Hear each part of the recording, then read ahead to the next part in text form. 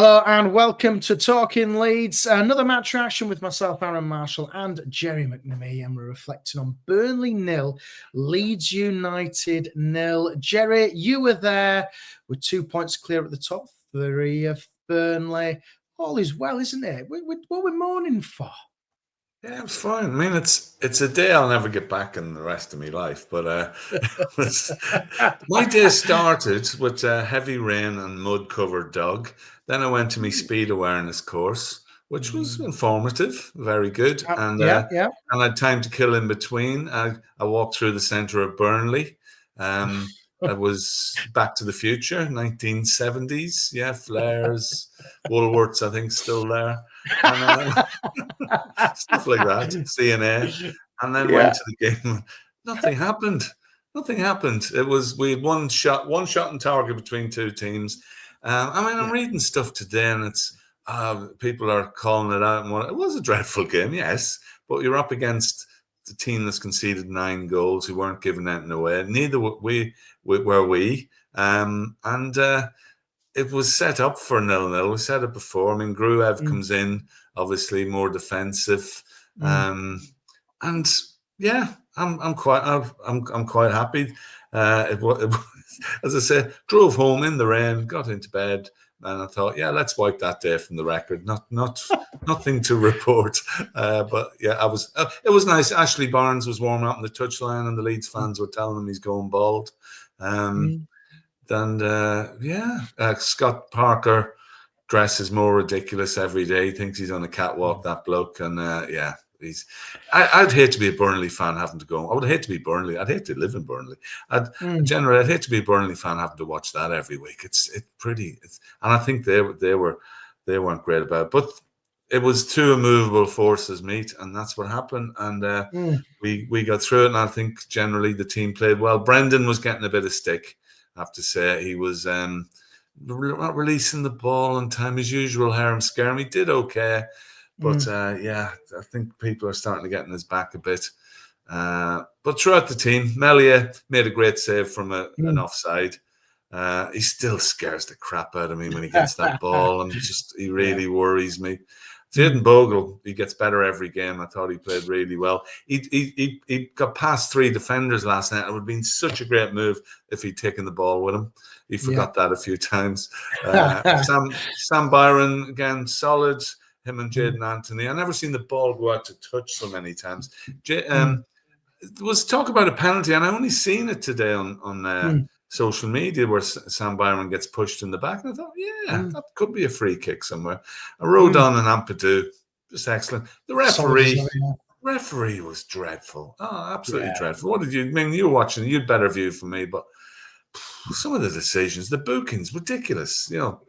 There was some silly free kicks. It was just the standard of refereeing, Gerry, I think is getting worse, if I'm being honest, because when is it going to end? Do you know what I mean? It's just, you just think, God, why would you do that? There's no physicality in the game now. And you just think the falling up, the bloody fart and a player falls over, and you just think, God, it's ridiculous.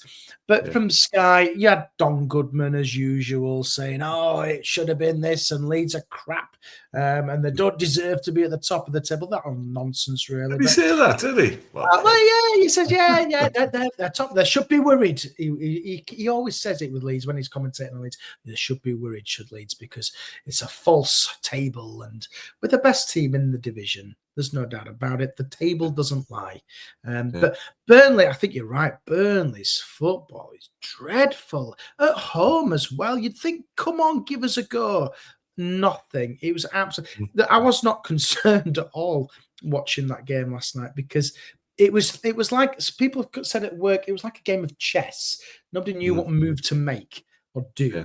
I think that kind of sums it up, really. And again, I'm not going to remember it for the rest and think, that was a great 0-0. There was just nothing.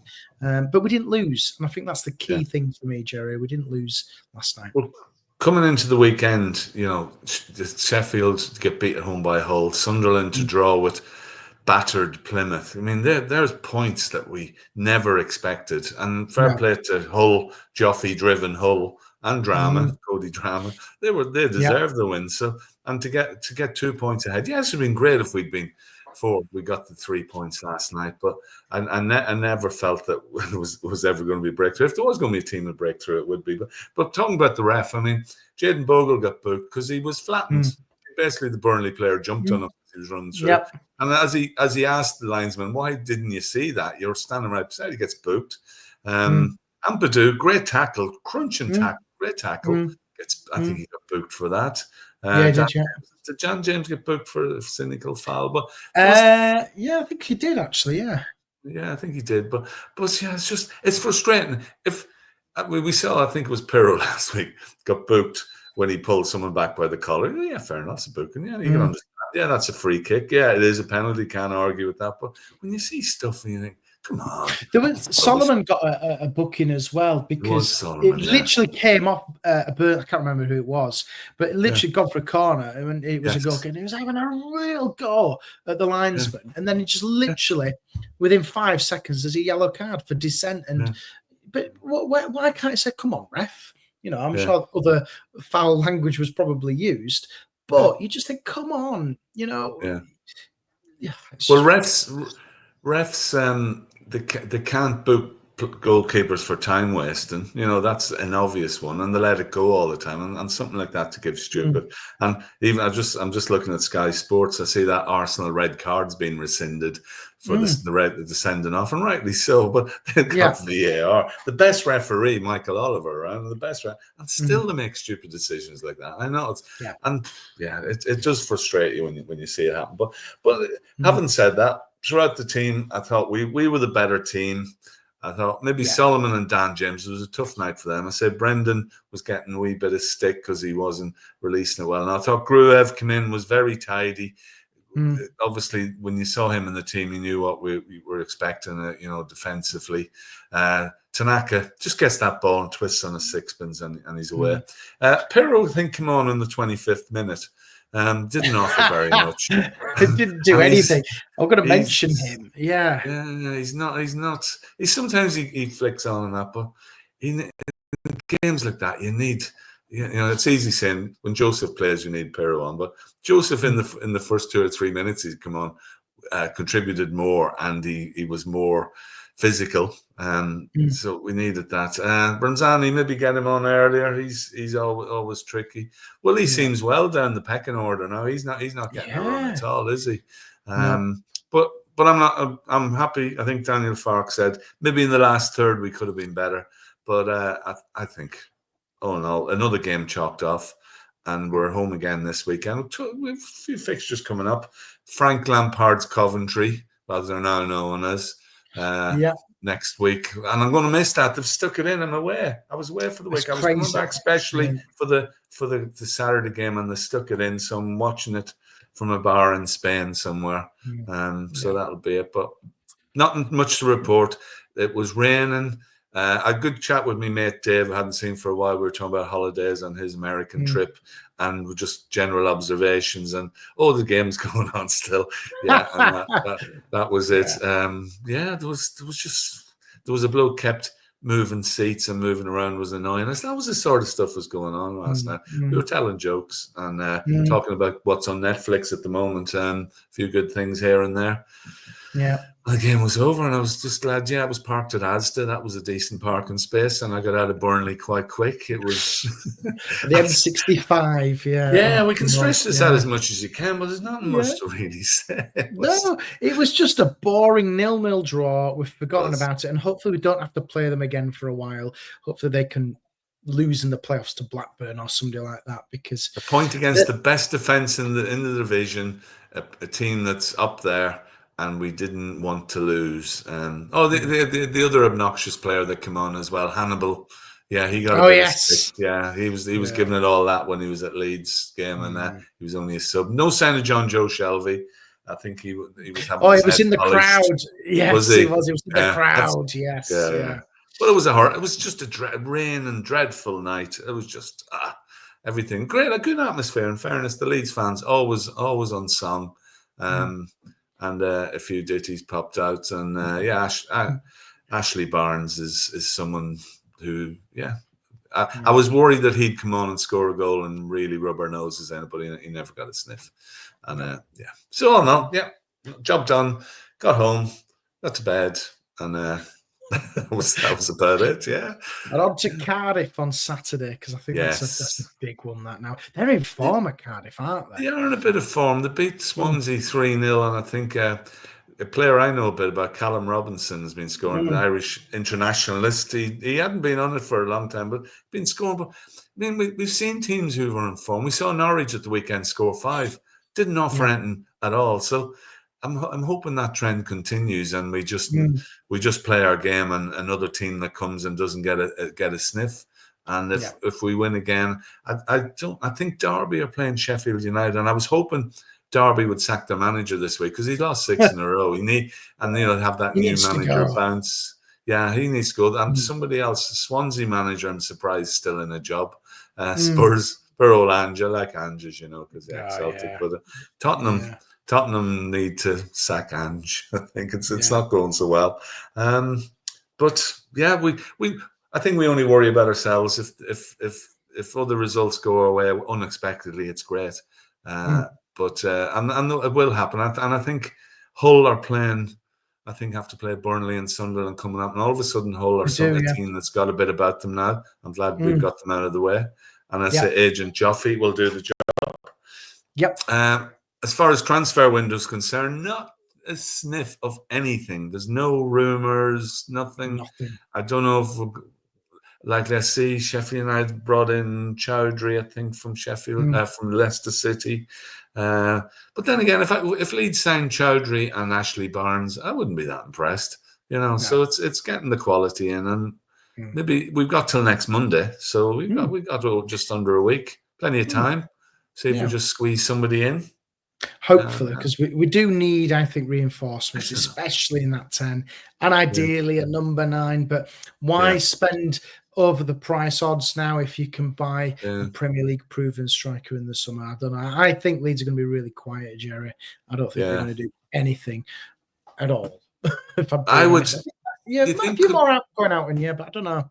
Do you think could Pablo still do a job? Because every game I look, I think Pablo would have got that ball last night and just stopped and looked around. And I reckon he could do 20 minutes a game and just open things up. Brendan tries and he works hard, and he was getting battered about a bit last night, and it was tight. But he just lacks. I said last time he lacks that bit of composure, and that stopping and having a look around or just play it at the right time. Just not.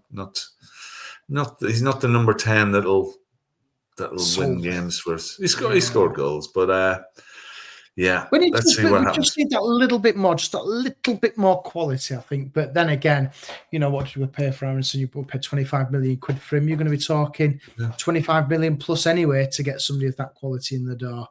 I don't know, but we'll see. Is somebody not coming back from injury? We don't want that. Somebody not match fit. It's not the right time to bring in an unknown from Europe or somewhere in the go. We know we brought Ruter and Kevin Augustin, and they didn't go well for that. But Ruter did eventually come good. Need someone you've heard of, or someone who's done a job, or a good young player working his way up that can just add that bit. But I say that the bench still looks strong.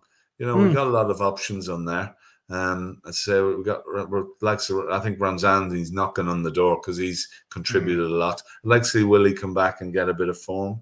But Dan James and Manor Solomon, them two for me are phenomenal at the moment. James and Solomon. You can't drop them.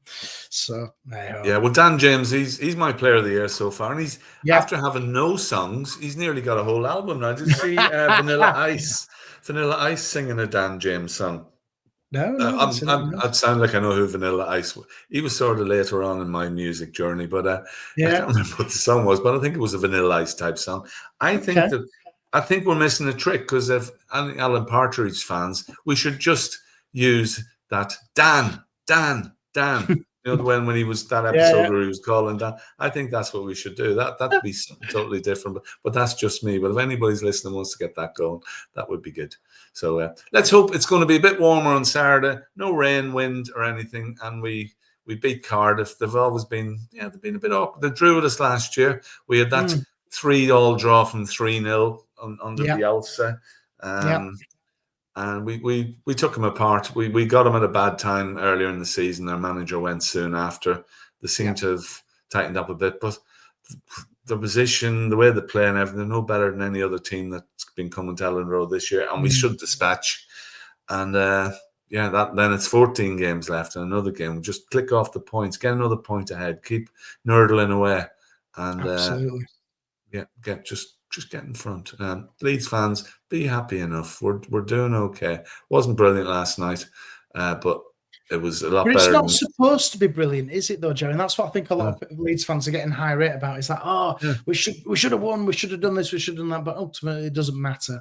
No. We're in where we want to be, and I'm sure if anybody would have said this at the beginning of the season, in fact, the end of last season when we lost the playoff final, with 3 points clear of third, 2 from clear of Sheffield United in second, we'd be buzzing.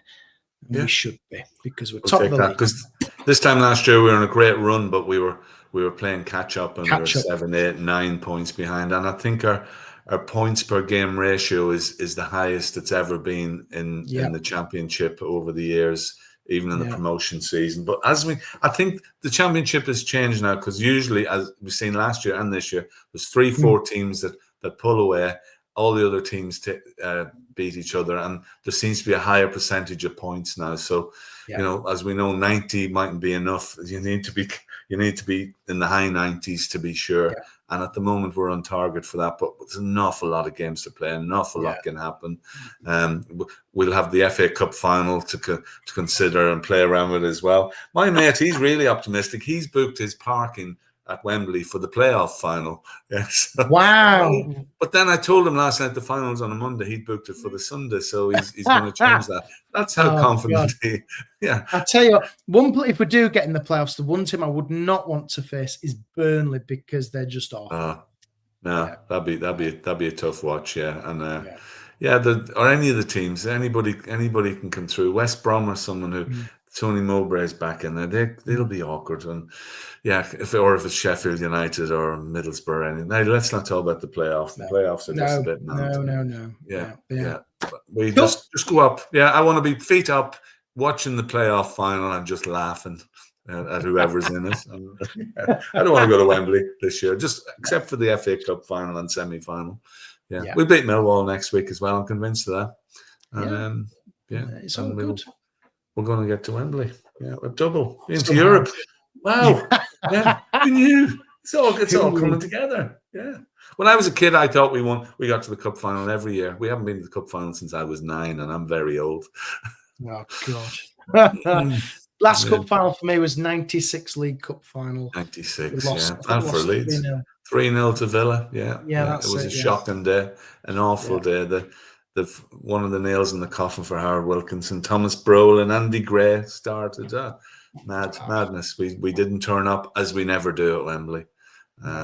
So that's why we've got to get first or second. First would be nice. Second is okay. And the message is we're on target for it. And we are. Last night is the sort of game you ground out and get the point. And I think we were the better team, definitely the better team. And we were the better team. We played them early in the season. They did smash and grab. And if that one with Dan James goes in, then, it was a good save from the keeper. He caught it. And they had a header early on. Zach Fleming, he looked dangerous early on. He had a free header that went wide, and that was as close as they got. But Melia, luckily enough, I don't think he's had a shot on target now for about since the Rick. Yeah, since the whole game. So, one due. That's it.